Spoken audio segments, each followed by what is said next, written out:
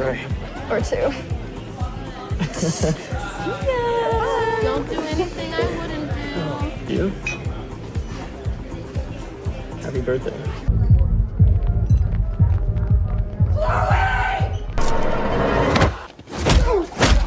Oh, what the fuck? That's off the fucking car! I'm gonna get her right! Fuck you! I got it! What the fuck is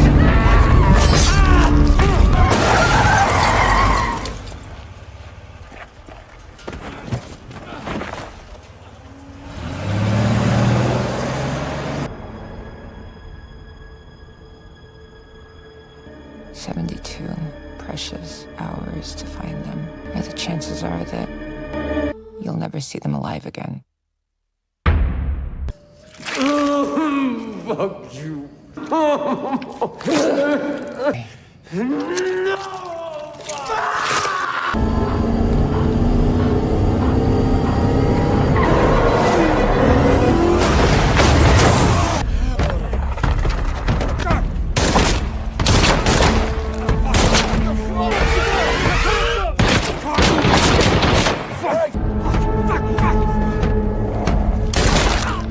No, it's okay.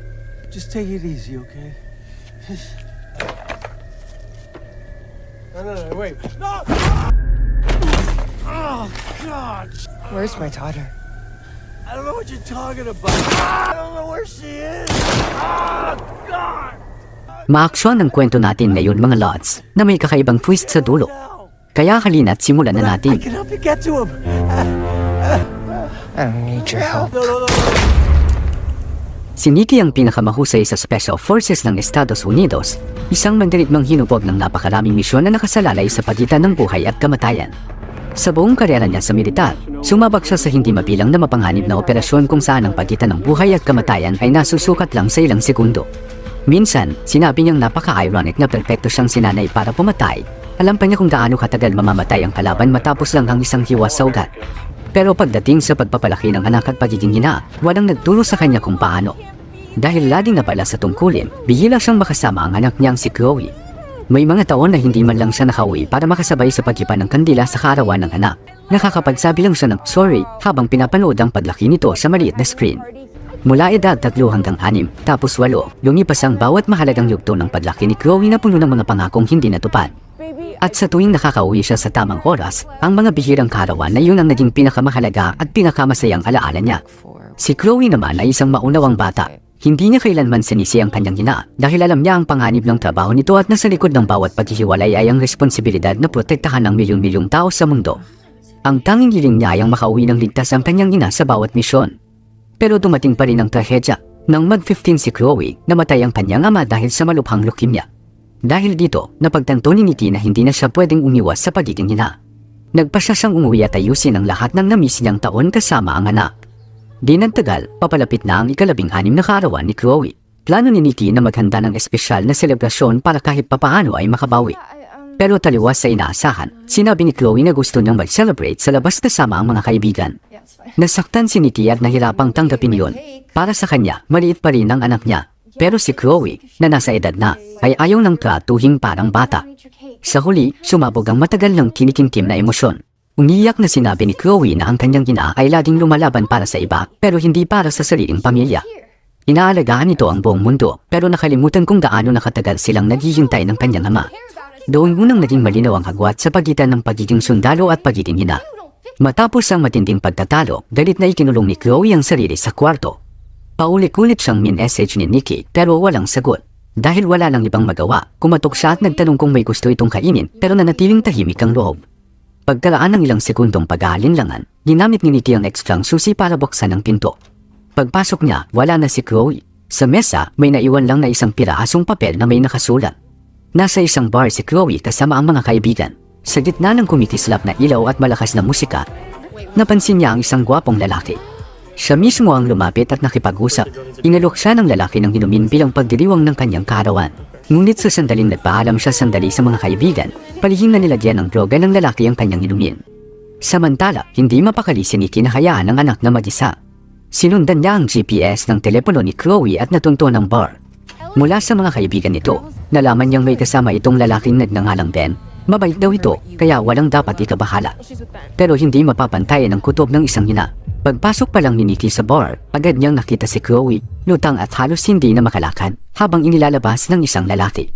Walang pag-aalinlangan, agad siyang sumugod papunta sa parking lot sa likod. Nakapagpabagsak siya ng isang kidnapper, pero huli na, ang sasakyang sakay si Chloe ay mabilis nang nakatakas sa harap mismo ng kanyang mga mata. Hindi sumuko si Nikki. Ass off the fucking car! I'm gonna get her right!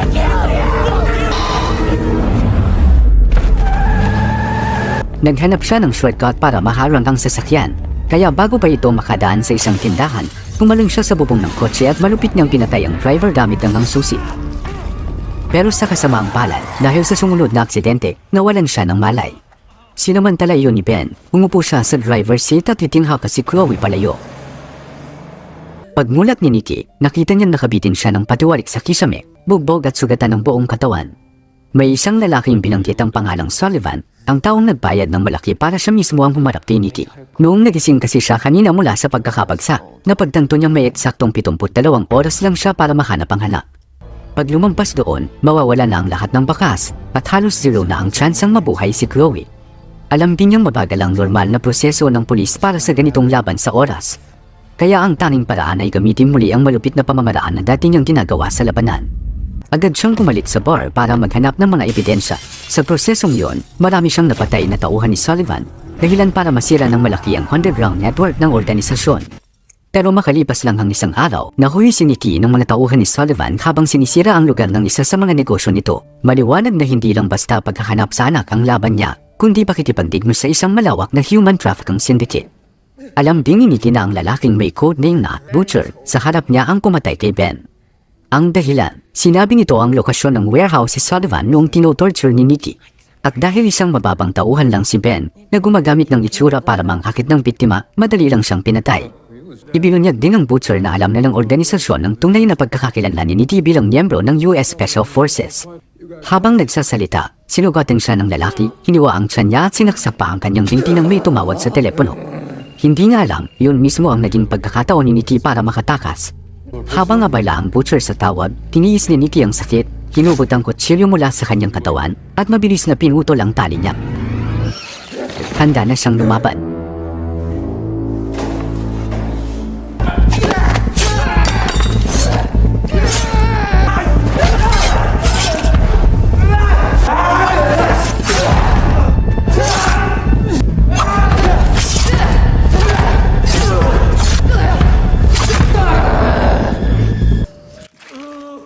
Matapos ang aksyon, punit-punit ang katawan ng Butcher hanggang wala na itong laban. Paulit-ulit tinanong ni Nikki kung nasaan ang anak niya, pero matigas ang ulo ng lalaki. Nanginginig nitong sinabi na papatayin siya ng organisasyon kapag nagsalita siya. Walang emosyon na sumagot si Nikki, mas mabuti nang magsalita siya ngayon o harapin ang susunod na mangyayari. Sa huli, dahil sa matinding takot at sakit, napilitan ng Butcher na ibunyag ang katotohanan. Si Sullivan ay isa lang palang manager ng isang criminal organization na nagpapanggap na malinis, tinatawag na Syndicate Family. May mas makapangyarihang pinuno pa sa itaas niya. Sa labas, parang legal na kumpanya ito. Pero sa totoo lang, dalubhasa sila sa pagkidnap ng mga magagandang dalaga. Ang iba ay pinipilit sa prostitution. Ang iba naman ay pinapatay para sa organ trafficking. Yung mga pinalad nananatili sa US, habang ang iba ay sinasanay para ibenta sa ibang lugar. Ibig sabihin, nauubos na ang oras ni Nikki. Nang dumating si Sullivan sa lugar kung saan inaasahang nakagapos siya, nakatakas na si Nikki. Pero dahil ayaw niyang makarating sa mas mataas na pinuno ang gulo, pinili niyang tahimik na ayusin ang problema. Inutusan niya ang lahat ng tauhan niya na halupugin ang buong lungsod, hanapin si Nikki at patayin ito agad. Ang hindi niya alam, sinusundan na siya ni Nikki hanggang sa sarili niyang mansyon. Ang problema lang, napakahigpit ng seguridad doon. Iisa lang ang pasukan at labasan. Mahigpit ang seguridad sa mansyon. Ang mga gwardya ay nakaayos ng maayos ang pwesto, may magkakapatong na depensa kaya walang kahit anong blind spot. Hindi lang armadong bodyguards at mga asong bantay ang umigikot, may mga drone pa na tuloy-tuloy na nagbabantay mula sa himpapawid. Alam ni Nikki na wala pa siyang pagkakataon para umatake, kaya umatras muna siya para maghanap ng ligtas na lugar at gamutin ang mga sugat. Pinapaalala niya sa sarili na kahit gaano kadaling ng isang operatiba, hindi siya pwedeng maubos sa pagod. Samantala, napansin na ng pulisya ang nangyaring pag-atake sa bar. Sa tulong ng CCTV at mga saksi, natukoy nila si Ben bilang isa sa mga sangkot. Nakuha rin nila ang fingerprint nito sa driver na pinatay ni Nikki gamit ang susi. Nang imbestigahan ng susi, nalaman nilang ito ay pagmamayari ng isang itim na Honda Pilot na nakarehistro mismo kay Nikki. Dahil dito, mabilis na napagdesisyonan ng mga investigador na ang hinahanap nila ay isang profesional na mamamatay tao. Agad silang naglabas ng arrest warrant laban kay Nikki sa buong lungsod. Samantala, si Nikki, matapos gamutin ang sarili, ay walang kaalam-alam na hinahabol na siya ng pulis. Lumabas siya para ihanda ang mga kakailanganin. Dumaan siya sa isang hardware store at bumili ng level 5 safety harness, mouthguard, at skateboard. Mukhang ordinaryong gamit pero bahagi yun ng isang planadong operasyon. Sa kabilang banda, nalaman ng pinakamataas na pinuno ng sindikato ang lahat tungkol kay Nikki. Agad niyang tinawagan si Sullivan at pinaalalahanan nito na kalahati ng pulisya sa lungsod ay nasa ilalim ng kanilang impluwensya, kaya pwede niya itong gamitin para ayusin ang problema. At kung patuloy siyang mabibigo, papalitan siya ng iba. Ilang sandali matapos iyon, umalis si Sullivan sa mansyon dahil sa pagkainip. Hindi niya alam na minamatyagan na siya ni Nikki. Hindi pinalampas ni Nikki ang pagkakataon. Sinundan niya ang convoy ni Sullivan. Pagkatapos harangin ng mga ito, sinuot niya ang safety harness, isinuot ang mouthguard, at diretsyong pinangga ang mga trafficker, dahilan para mawalan sila ng balanse. Sa sumunod na sandali, ginamit niya ang skateboard para mabilis na makagalaw, parang multong sumusulpot at nawawala. Isa-isa niyang pinabagsak ang mga kalaban gamit ang baril hanggang si Sullivan na lang ang natira.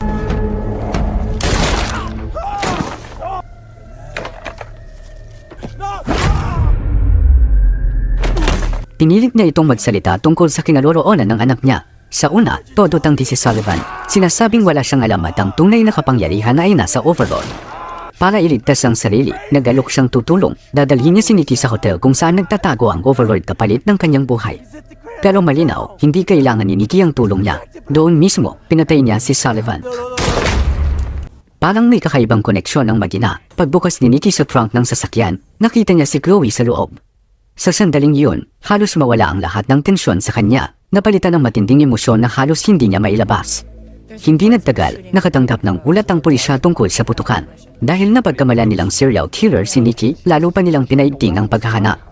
Naglunsad sila ng malawakang operasyon at nagtalaga pa ng pulis sa bahay ni Nikki para bantayan ang bawat galaw. Samantala, dinala ni Nikki si Chloe palayo sa lugar. Habang nasa bus pabalik ng lungsod, yakap niya ang anak at biglang bumalik sa kanya ang mga alaala ng digmaan. Naalala niya ang pakiramdam ng buhay at kamatayan. Pagpasok pa lang, agad niyang sinuri ang kalagayan ni Chloe at dahan-dahang ginalaw ito para masigurong hindi malala ang pinsala. Pero sa labas ng bahay, may pulis nang naghihintay. At nang makumpirma ang presensya nila, agad itong nag-report sa headquarters at halos agad ding ibinigay ang utos para kumilos. Isang SWAT unit ang ipinadala sa lugar. May malinaw na utos. Napakadelikado ng target kaya pwede silang gumamit ng lethal force.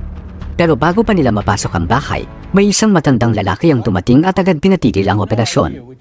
Inutusan niya ang lahat na umatras, binabalaan sila na hindi nila lubos na naunawaan kung sino ang kinakalaban nila at kung gaano kapanghanib si Nikki. Kapag itinuloy nila ito, 6 na bangkay ang maaaring kalabasan imbes na isang pag-aresto. Dahil sa matinding pressure, napilitan ng commander na ihinto ang operasyon at paakasan ng SWAT team. Ang lalaking yun ay isang colonel ng US Marine Corps at dating commander ni Nikki sa militar. Kahit pumatras ang SWAT, nanatiling nakabantay ang pulis sa labas ng bahay. Sa loob, walang kaalam-alam si Nikki sa nangyari. Matapos niyang may ayos si Chloe, lumabas siya para bumili ng gamot. Pero hindi pa tapos ang problema. Habang paalis na sana ang Special Forces, biglang nagbago ang isip ng Chief Commander. Tinawagan niya ang leader ng SWAT at tinutusan itong patayin ang lahat ng recording equipment at lihim na sundan si Nikki. Malinaw na hindi niya iginagalang ang colonel o baka naman konektado sa mga lods sa sindikato. Pero dahil sanay na si Nikki, agad niyang naramdaman na may sumusunod sa kanya. Ilang segundo lang, nakatanggap ang command center ng live feed, lumitaw si Nikki sa screen at humingi ng hagalang tulong medikal. Dahil ang 6 na SWAT na sumunod sa kanya, lahat ay napabagsak niya. Sinamantala iyon ng colonel, tinawag niya si Nikki sa radyo.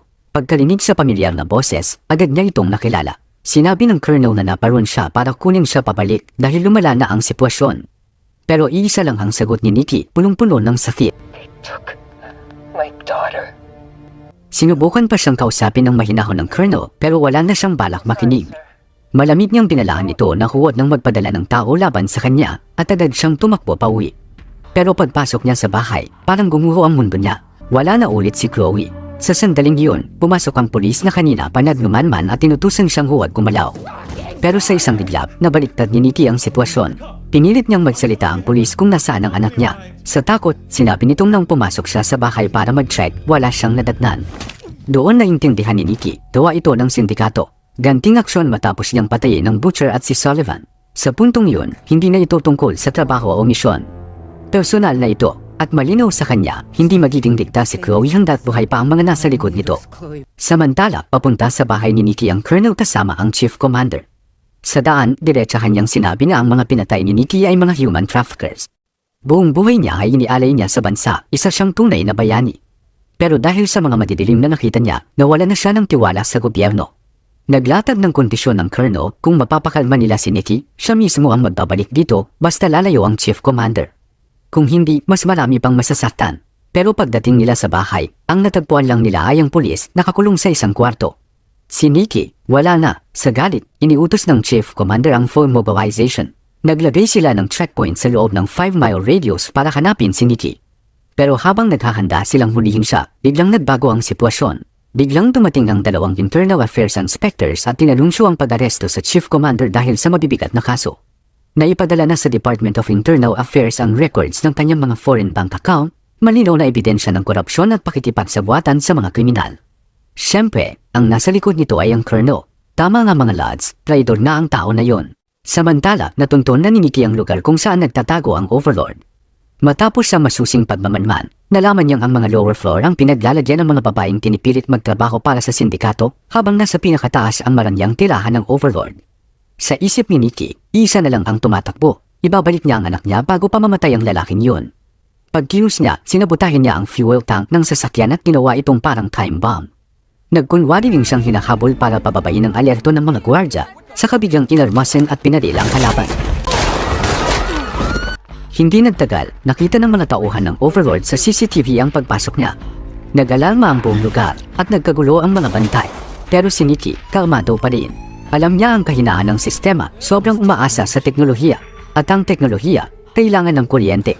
At tama nga, sumabog ang sasakyan niya sa labas, katabi ang main voltage, dahilan para mawala ng kuryente ang buong sistema. Namatay ang mga camera at nagkagulo ang control room. Habang nagpapanik ang mga trafficker, hindi nila alam na si Nikki ay nakapasok na at nagtatago sa dilim. Sinamantala niya yun para maghanap kay Chloe habang isa-isang nililigtas ang ibang mga babaeng dihan. Akala ng mga kriminal, sapat na ang makakapal na pader at dami ng bantay para mapigilan siya. Mali sila. Para sa isang bihasang mandirigma, ang pagsisiksik ng mga kalaban sa iisang lugar ay parang pagpasok sa bitad ng kamatayan. Isa-isa niyang nilinis ang bawat palapa, paakyat ng paakyat. Pero sa gitna ng paghahanap, bigla siyang inatake ng dalawang trafficker. Nasakol siya hanggang mawala ng hininga. Pero sa mismong sandaling yun, gumamit siya ng maliit na pagkakataon para bumawi. Nakaligtas siya at napabagsak ang kalaban sa huling segundo. Pagkatapos ng laban, halos wala na siyang lakas. Napahiga siya sa sahig. Hinihingal at unti-unting nawawala ang malay. Sa gitna ng kanyang pagkahilo, parang narinig niya ang boses ni Chloe. At iyon ang bumuhay sa kanya. Sa kabila ng pagod at sakit, bumangon siya dahil sa pagmamahal ng isang ina.